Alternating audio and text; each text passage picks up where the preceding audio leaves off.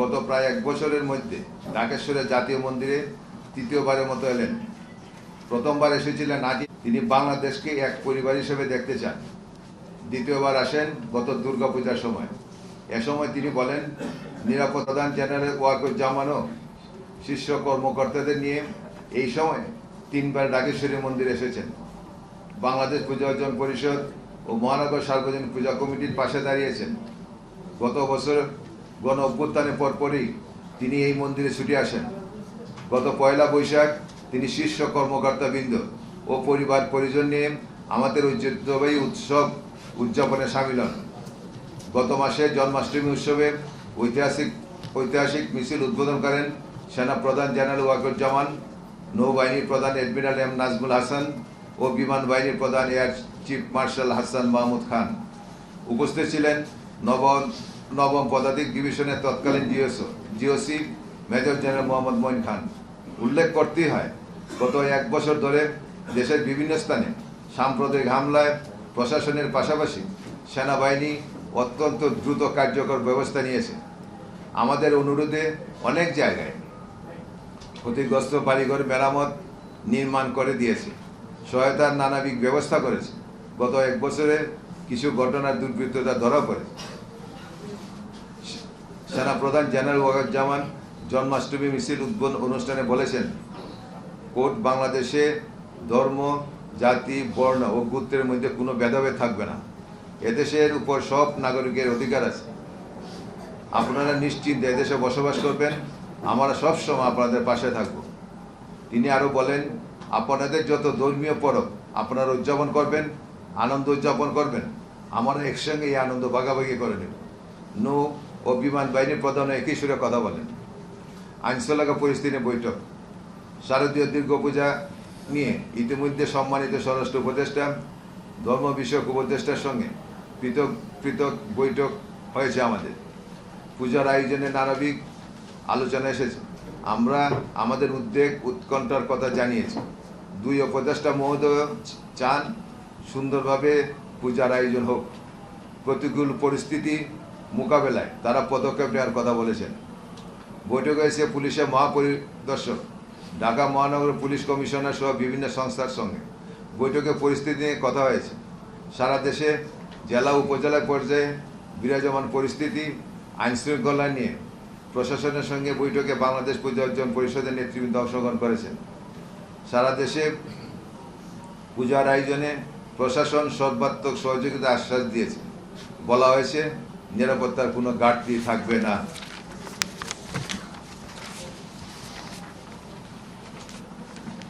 পূজার চালচিত্র। আগামীকাল শনিবার 27শে সেপ্টেম্বর দুর্গাপূজার বুধন, রোববার 28শে সেপ্টেম্বর মহাষ্টমী, রোববার 28শে সেপ্টেম্বর মহাষষ্ঠী, 29শে সেপ্টেম্বর সোমবার মহাসপ্তমী, 30শে সেপ্টেম্বর মহা অষ্টমী ও 1 অক্টোবর মহানবমী, 2 অক্টোবর বিজয়া দশমী এবং বিসর্জন। বিকাল 3টায় ঢাকা সহ সারা দেশে বিজয়ের শোভাযাত্রা। এবার দেবীর আগমন গজে, গমন দুলায়। এ পর্যায়ে আমরা এখানে ঢাকা মহানগর ও সারা দেশে পূজার কিছু তথ্য তুলে ধরতে চাই। ঢাকা মহানগরে এবার 259টি পূজা অনুষ্ঠিত হচ্ছে। গত বছর ঢাকা মহানগরে 252টি পূজার আয়োজন হয়েছিল। সেই হিসাবে মহানগরে 7টি পূজা বেড়েছে। সারা দেশে এ পর্যন্ত যেসব তথ্য আমাদের হাতে এসেছে তাতে দেখা যাচ্ছে 33,355টি পূজা অনুষ্ঠিত হচ্ছে। গত বছরে 31,461 পূজার আয়োজন করা হয়েছিল। অবশ্য তখন অনেকগুলি পারিবারিক পূজা ও ঘটে পূজার আয়োজনের বিষয়টি তাৎক্ষণিকভাবে আমাদের কাছে ছিল না তৎকালীন সময়ের কারণে। দুর্গাপূজার প্রস্তুতির মধ্যেই কয়েকটি জেলায় দুর্গা প্রতিমা ও মন্দিরে হামলার ঘটনা ঘটেছে। জেলাগুলো হচ্ছে কুষ্টিয়া, চট্টগ্রাম, কুড়িগ্রাম, সাতক্ষীরা, ঝিনাইদহের শৈলকুপা, নেত্রকোনা, গাইবান্ধা, পঞ্চগড়, জামালপুর, নাটোর, গাজীপুর, মানিকগঞ্জ ও চাঁপাইনবাবগঞ্জ। তবে জানতে পেরেছি আইনশৃঙ্খলা বাহিনী দ্রুত পদক্ষেপ গ্রহণ করেছে। দুর্বৃত্তদের অনেকেই ধরা পড়েছে। পূজার মধ্যে আমরা এসব হামলা দেখতে চাই না। শুধু আইনশৃঙ্খলা বাহিনীর পদক্ষেপই নয়, রাষ্ট্রীয় আলোকিত চেতনা, সামাজিক প্রতিরোধের মাধ্যমে এই সহিংসতার অবসান ঘটাতে হবে। একই সঙ্গে বলতে চাই, পূজার 5 দিনের নিরাপত্তা নিয়ে ভাবলে হবে না। বৈষম্য বিরোধী বাংলাদেশ গড়তে চাইলে 365 দিনের নিরাপত্তা নিয়ে ভাবতে হবে। অসাম্প্রদায়িক চেতনার বিকাশ ঘটাতে হবে। দুর্বৃত্তদের বিচারের সংস্কৃতি প্রতিষ্ঠিত হয়েছে আমরা দেখতে চাই। সাংবাদিক বন্ধুগণ, সুষ্ঠুভাবে পূজা আয়োজনে বাংলাদেশ পূজা উদযাপনের পক্ষ থেকে জেলা ও উপজেলা পর্যায়ে কিছু নির্দেশনা পাঠানো হয়েছে। গত 6 সেপ্টেম্বর কেন্দ্রীয় কমিটির বর্ধিত সভায় এই নির্দেশনাগুলি আনুমানিক অনুমোদিত হয়। নির্দেশনা: পূজার আয়োজন ও উদযাপনে স্থানীয় প্রশাসন, সমস্ত রাজনৈতিক দল, সেনাবাহিনী, আইনশৃঙ্খলা বাহিনী ও ছাত্র নেতৃবৃন্দকে সম্পৃক্ত করতে হবে। 2. দুর্গম এলাকায় পূজার আয়োজন স্থানীয় সংশ্লিষ্ট সবার সাথে আলোচনা করে আয়োজকরা স্থির করবেন। 3. মহালয়া অনুষ্ঠানে সাত্ত্বিকভাবে এবং যথাযথ নিরাপত্তা ব্যবস্থা রেখে আয়োজন করতে হবে। 4. প্রতিমা নির্মাণ সহ পূজায় সাত্ত্বিক পরিবেশ সুনিশ্চিত করতে হবে। 5. প্রতিমা তৈরি থেকে পূজা সমাপ্তি পর্যন্ত প্রতিটি পূজা মণ্ডপ সহ উদ্যোগে নিরাপত্তা নিশ্চিত কল্পে সংশ্লিষ্ট মন্দির ও মণ্ডপ কর্তৃপক্ষ, প্রশাসন ও আইন শৃঙ্খলা সদস্যদের সাথে সমন্বয় করে প্রয়োজনীয় পদক্ষেপ গ্রহণ করবেন।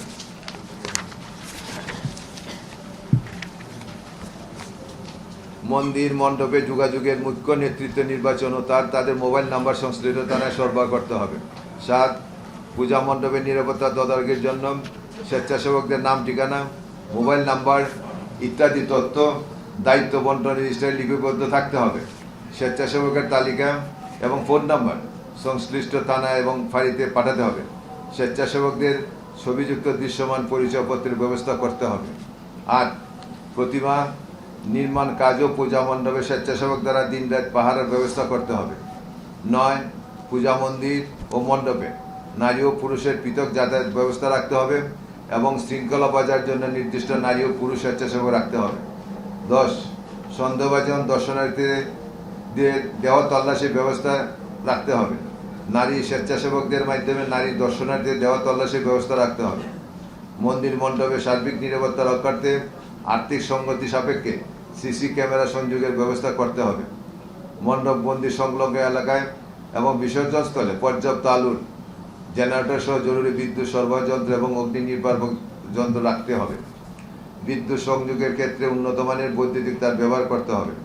যেসব ক্ষেত্রে খোলা জায়গায় অস্থায়ী প্যান্ডেলে দুর্গাপূজা করা হবে সে সকল ক্ষেত্রে সরকার নির্দেশিত বিধিবিধান মেনে সকলের সাথে সমন্বয় করে পূজা আয়োজনের ব্যবস্থা করতে হবে। প্রতিমা নির্ধারিত দিনে বিসর্জন দিতে হবে। 15. গুজবে বিভ্রান্তি না হয় যে কোনো দুর্ঘটনা সংবাদ তাৎক্ষণিক সংশ্লিষ্ট আইনশৃঙ্খলা বাহিনী ও কেন্দ্রীয় মনিটরিং সেলে জানাতে হবে। প্রয়োজনে 999 নম্বরে যোগাযোগ করতে হবে। 16. দেশি বিদেশি গুরুত্বপূর্ণ ব্যক্তির পূজা মণ্ডপে পরিদর্শনে কোনো সূচি জানা মাত্র সংশ্লিষ্ট থানাকে অবহিত করতে হবে। এ ব্যাপারে রেজিস্টার সংরক্ষণ করতে হবে। ইফটিজিং, ছিনতাই ইত্যাদিতে কেউ জড়িত হলে আইন নিজের হাতে তুলে না নিয়ে তাদেরকে পুলিশে সোপর্দ করতে হবে। 18. যানবাহন চলাচল ও দর্শনার্থী চলাচলে বিঘ্ন সৃষ্টি হবে এমন স্থানে পূজাকালীন সময়ে কোনো দোকানপাট বরাদ্দ দেওয়া যাবে না। 19.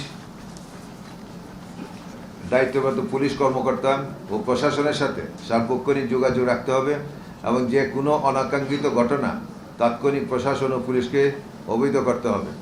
20. উচ্চ শব্দের মাইক, পিএসএ ও আতশবাজি পটকার ব্যবহার থেকে বিরত থাকতে হবে। ভক্তিমূলক ও ধর্মীয় সঙ্গীত ব্যতীত অন্য কোনো গান বাজানো থেকে বিরত থাকতে হবে। 21. কারো ধর্মানুভূতিতে আঘাত লাগে এরূপ কার্যক্রম থেকে বিরত থাকতে হবে। 22.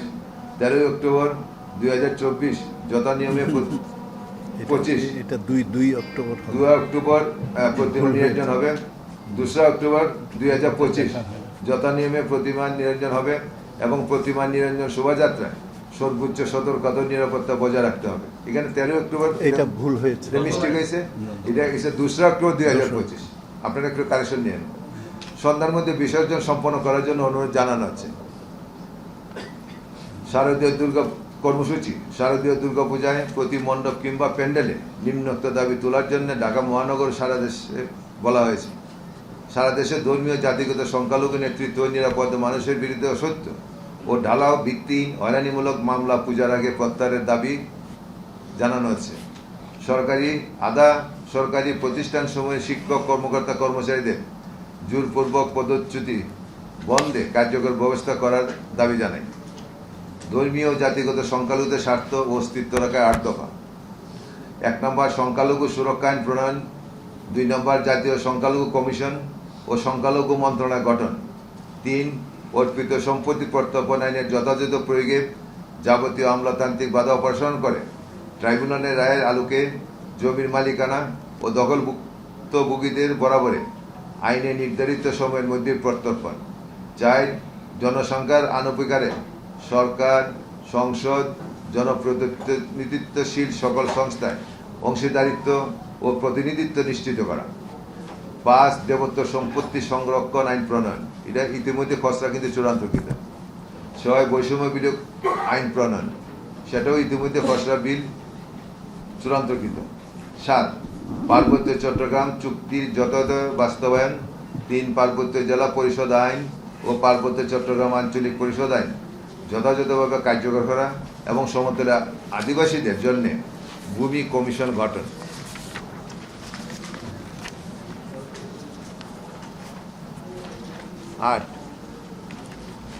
8 হিন্দু সম্প্রদায়ের শারদীয় দুর্গাপূজায় অষ্টমী থেকে 3 দিন, বৌদ্ধ সম্প্রদায়ের প্রবরণা পূর্ণিমায় 1 দিন, খ্রিস্টান সম্প্রদায়ের ইস্টার সানডেতে 1 দিন ছুটির ঘোষণা, সরকারি ছুটি ঘোষণা।